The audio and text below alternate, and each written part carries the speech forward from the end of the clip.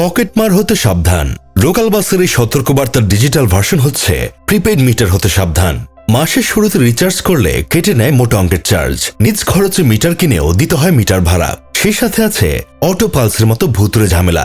সমস্যা নিয়ে বারবার অভিযোগ জানালেও পাওয়া যায় না কোনো সমাধান। বছরের পর বছর এই ভুতুরে যন্ত্র দিয়েই গ্রাহকদের পকেট হাতিয়ে নিচ্ছে বিদ্যুৎ বিভাগ।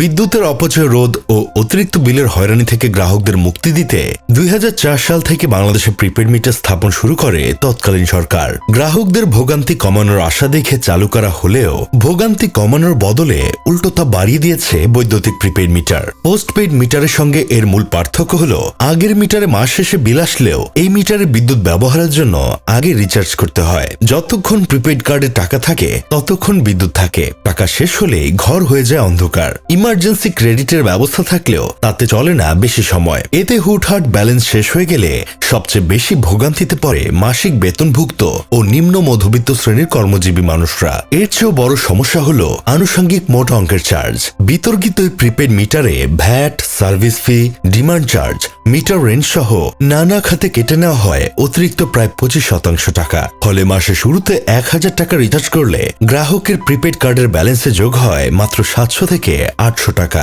আনুষঙ্গিক খরচ বাবদ যে 25% টাকা কেটে নেওয়া হয় এর একটি অংশ হল মিটার ভাড়া। সিঙ্গেল ফেজ মিটারের জন্য 40 টাকা এবং 3 ফেজ মিটারে ভাড়া বাবদ গ্রাহকদের প্রতি মাসে গুনতে হয় 250 টাকা। বিদ্যুৎ সরবরাহকারী সংস্থা থেকে দেওয়া মিটারের ক্ষেত্রে তা মানা গেলেও নিজের টাকায় মিটার কিনেও অনেককে বইতে হচ্ছে মিটার ভাড়া।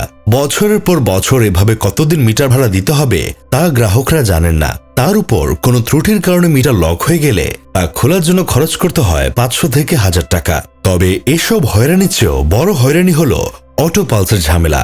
এর ফলে বিদ্যুৎ ব্যবহার না করলেও অনেক সময় অটোমেটিক ইউনিট যোগ হয়ে চার্জ কয়েক গুণ বেড়ে যায়। বিদ্যুৎ সংশ্লিষ্টদের মতে প্রিপেড মিটার ছিল বিগত সরকারের টাকা হাতিয়ে নেওয়ার একটি অদৃশ্য ফাঁদ।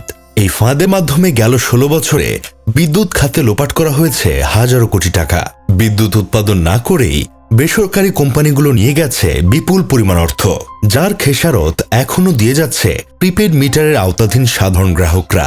এই সীমাহীন ভোগান্তি নিয়ে দেশের বিভিন্ন স্থানে নানা সময় গ্রাহকরা প্রতিবাদ ও অভিযোগ জানিয়ে আসলেও মেলেনি কোনো প্রতিকার। কিছু কিছু জায়গায় মিটার স্থাপনে বাধা দেওয়ায় গ্রাহকদের নানা ভয়ভীতি ও হেনস্থার ঘটনাও ঘটিয়েছে পাওয়ার ডিস্ট্রিবিউশনের কর্মীরা। সব মিলে ফ্যাসিস্ট সরকারের হাত থেকে মুক্তি পেলেও তাদের রেখে যাওয়া সিস্টেমের কাছে এখনো জিম্মি রয়ে গেছে সাধারণ মানুষরা।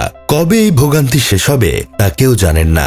ভিডিওটি ভালো লেগে থাকলে আমাদের ইউটিউব চ্যানেলটি সাবস্ক্রাইব করে সাথেই থাকুন।